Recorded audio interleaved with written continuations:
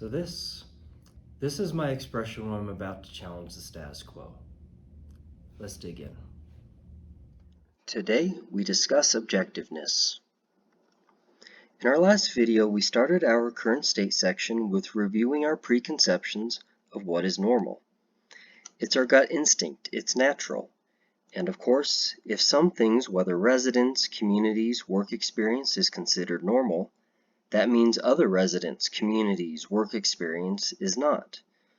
By knowing what we find normal and what we don't, we understand where we need to give some extra thought and consideration to ensure that groups don't remain invisible and unserved. We're now going to focus on one thing that is normal for local government, the idea of being objective. Objectiveness is a pillar of our institutions. We are meant to be objective, fair, unbiased in our work, right?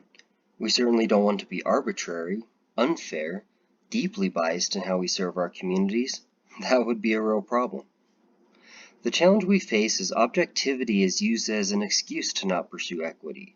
Arguments that we can't have favorites, even to those underserved. We have to be merit-based, the best person for the job, the best project for the community, etc., etc. Many view the current state, the status quo, as objective, and therefore any changes through some DEI or social justice initiative is what's really the unfair practice, is what's risking us from serving our community correctly and properly. However, I'm going to go on a limb and bet you that there are already favorites in your community. And you can probably name them if you stop and think. Maybe it's businesses, always getting favored treatment in land use decisions. Or maybe residences. Maybe it's the neighborhood that has a disproportionate number of elected officials from there. Maybe there's a department that gets more of their budget requests than others. We fear playing favorites, but are we really saying it's not an issue with our current practices? As to merits, which ones? I agree, let's use merits, but let's also, as we've done in the series, define it. There are merits in overcoming hardships, merits in having lived experiences similar to the people we serve, merits to have a different perspective that challenges the way we do things, balances traditions with new ideas. I assert that the status quo is not as objective as we often like to claim, and also challenge how we define objectiveness. It need not be in opposition to equity efforts and instead work in tandem. Quick pause. I want us all to be successful, and this is one area that can really ruffle some feathers. After all, this is a direct challenge to our current norms. I ask us to remember how many lessons we've already taken in this series and imagine what I've just said, what I'll say for the rest of this video to someone who may not be thinking about context or the glossary, or a critical lens, or is thinking about our subjective ideas of normalness. Whereas it's one thing to tell a colleague about how we all have context, it's quite another to say how our ideas of objectiveness may not be fully right. That's a much harder sell. I'd recommend to wait, internalize this, apply to our own work, and bring it up to a broader audience when the timing is right. Common, mainstream ways we view being objective are simplifying issues, being a passive observer, sticking to tradition, accepted as inherent in our work, done individually by removing emotion, through separating and compartmentalizing, and being guarded against blind spots. We've discussed the flexibility, the limits, the evolution of words.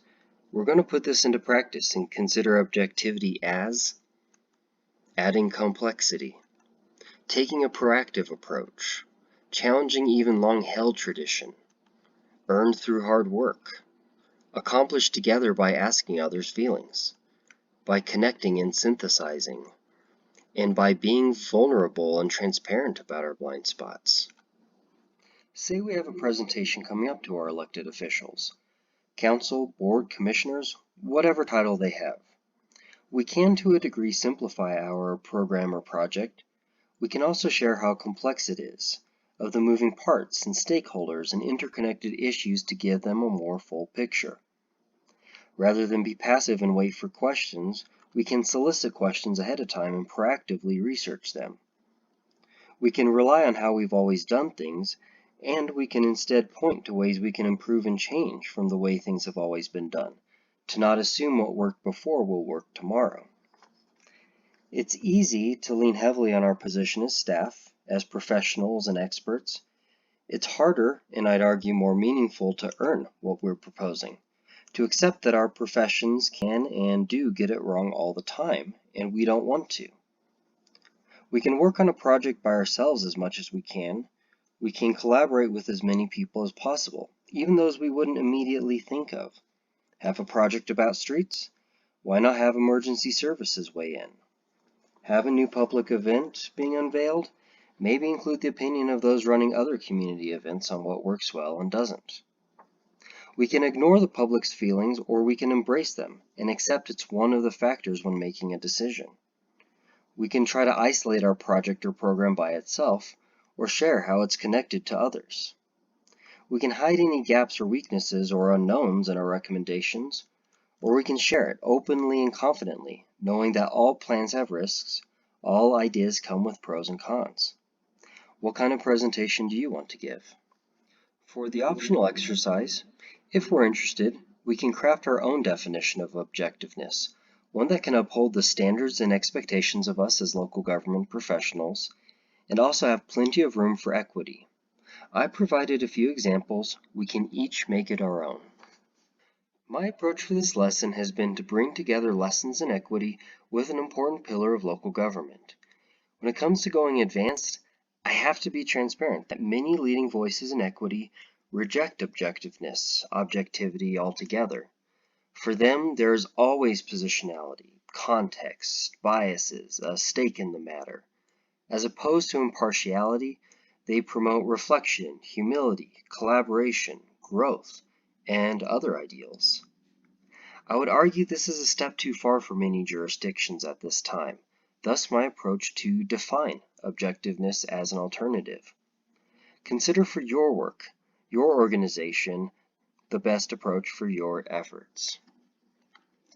Up next, we go into our two-parter on power, starting with theory.